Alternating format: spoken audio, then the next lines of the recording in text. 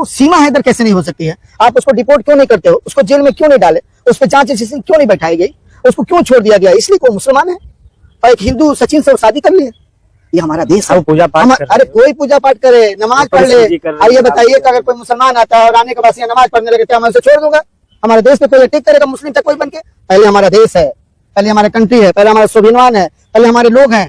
अभी आपने देखा नारिंदर और कई सारे मिश्रा वगैरह ये सब लोग, तो आपने देखा कि पाकिस्तान के लिए जासूसी करते हुए पकड़े गए, है ना?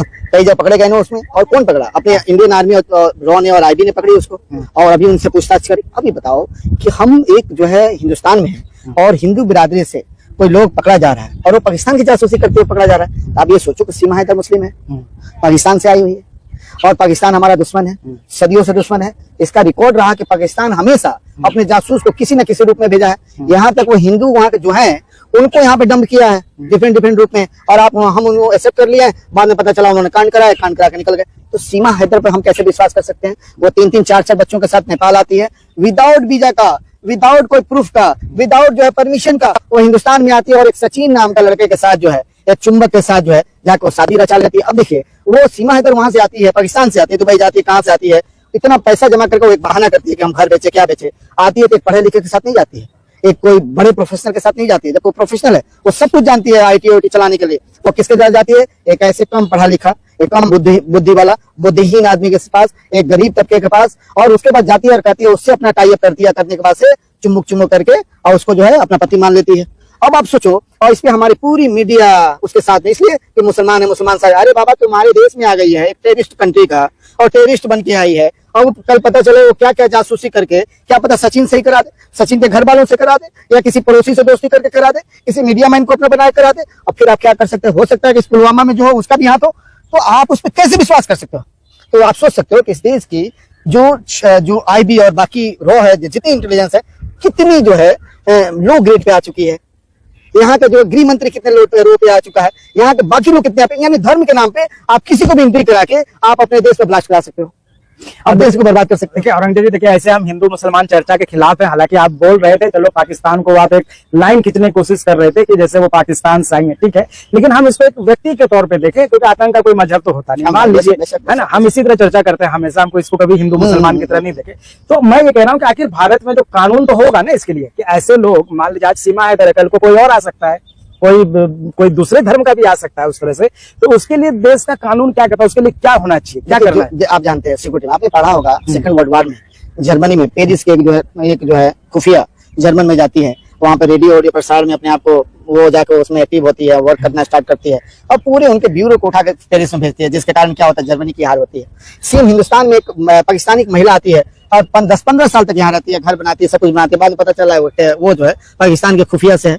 तो उसके बाद पाकिस्तान का कोई है, आप इसको कैसे बोल सकते हो आप, और आप इस पर कैसे डिसीजन ले सकते हो? किसी बात है जितना आपका होता है हमारा, उसको डिपोर्ट करो, उसको बाहर करो, उस पर जांच करो, उसके साथ साथ सचिन से लेकर जितने भी उससे लोग जुड़े हैं सबको जो है आप हवाले में डाल के उस पर जांच और उस पर निगरानी करो। ऐसे कितने लोग यहाँ पे पाकिस्तान में आए हुए हैं जो डिफरेंट वे में, आप जानते हो जो जासूस आते हैं किस रूप में आते हैं, वो डायरेक्ट तो आते नहीं है, वो वीजा लेके आएंगे, चाहे किसी के परिवार में आएंगे, चाहे कहीं भी आएंगे, और उस माध्यम से घूम के वो अपना लेके चले जाएंगे, बाद में उस पर अटैक हो जाएगा। आप कर क्या रहे हो जिसमें?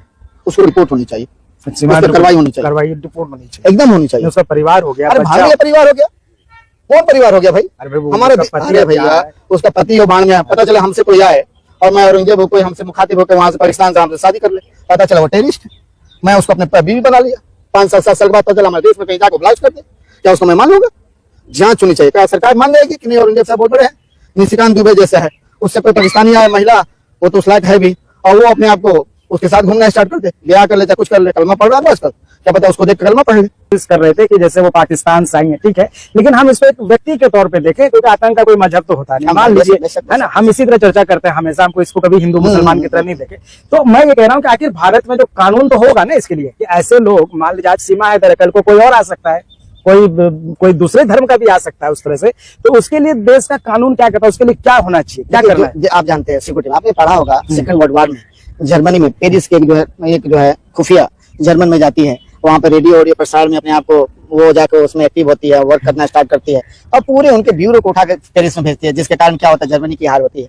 सेम हिंदुस्तान में एक पाकिस्तानी महिला आती है और 10-15 साल तक यहाँ रहती है, घर बनाती है, सब कुछ बनाती है, बाद में पता चला है वो जो है पाकिस्तान के खुफिया से है। तो सीमा हैदर कैसे नहीं हो सकती है? आप उसको डिपोर्ट क्यों नहीं करते हो? उसको जेल में क्यों नहीं डाले? उस पर जांच एजेंसी क्यों नहीं बैठाई गई? उसको क्यों छोड़ दिया गया? इसलिए वो मुसलमान है और एक हिंदू सचिन से शादी कर लिए। ये हमारा देश है। पूजा पाठ अरे कोई पूजा पाठ करे, नमाज पढ़ ले। और ये बताइए कि अगर कोई मुसलमान आता है और आने के बाद यहाँ नमाज पढ़ने लगे, क्या मैं उसे छोड़ दूंगा? हमारे देश पे कोई अटैक करेगा मुस्लिम चाहे कोई बन के? पहले हमारा देश है, पहले हमारा कंट्री है, पहले हमारा स्वाभिमान है, पहले हमारे लोग हैं, उसके बाद पाकिस्तान चाहे कोई है। आप इसको कैसे बोल सकते हो आप? और आप इस पे कैसे डिसीजन ले सकते हो? किसी बात का देश है। अपना आपका होता हमारा, उसको डिपोर्ट करो, उसको बाहर करो, उस पर जांच करो, उसके साथ साथ सचिन से लेकर जितने भी उससे लोग जुड़े हैं सबको जो है आप हवाले में डाल के उस पर जांच और उस पर निगरानी करो। ऐसे कितने लोग यहाँ पे पाकिस्तान में आए हुए हैं जो डिफरेंट वे में, आप जानते हो जो जासूस आते हैं किस रूप में आते हैं? वो डायरेक्ट तो आते नहीं है, वो वीजा लेके आएंगे, चाहे किसी के परिवार में आएंगे, चाहे कहीं भी आएंगे, और उस माध्यम से घूम के वो अपना लेके चले जाएंगे, बाद में उसका अटैक हो जाएगा। आप कर क्या रहे हो जिसमें? उसको डिपोर्ट होनी चाहिए, कार्रवाई होनी चाहिए, कार्रवाई डिपोर्ट होनी चाहिए, एकदम होनी चाहिए। उसका परिवार हो गया, भाई परिवार हो गया, कौन परिवार हो गया भाई? हमारे भैया उसका पति हो बाढ़ में, पता चला हमसे कोई आए और मैं औरंगजेब हो, कोई हमसे मुखातिब होकर वहां से पाकिस्तान से हमसे शादी कर ले, पता चला वो टेररिस्ट है, मैं उसको अपने बीवी बना लिया, 5-7 साल बाद पता चला हमारे देश में कहीं जाकर ब्लास्ट कर दे, क्या उसको मैं मान लूंगा? जांच होनी चाहिए। क्या सरकार मान जाएगी कि नहीं औरंगजेब साहब बहुत बड़े हैं, निशिकांत दुबे जैसा है, उससे कोई पाकिस्तानी आए महिला, वो तो उस लायक है भी, और वो अपने आप को उसके साथ घूमना स्टार्ट कर दे, ब्याह कर ले, कुछ कर ले, कलमा पढ़ रहा है आजकल, क्या पता उसको देख कलमा पढ़ ले, और उसके बाद से सरकार क्या छोड़ देगी? और 5 साल बाद पता चला वो अटैक कर दे। जैसे जैसा आप देखो, जैसा यहाँ पे मोदी अमित शाह बड़ी पाकिस्तानी कर रहे हैं, और जैसा पाकिस्तानियों के साथ जो है चुमो कर रहे हैं, उसके साथ दोस्ती कर रहे हैं, उसके साथ बिजनेस कर रहे हैं। तो ये दो तरह के जो ना दो तरफा नहीं होनी चाहिए, एक तरफा रहो, एक स्टैंड रहो। पहले देश उसके बाद पाकिस्तान, पहले देश तब उसके बाद दूसरों के साथ बिजनेस, पहले देश तब उसके बाद दोस्ती।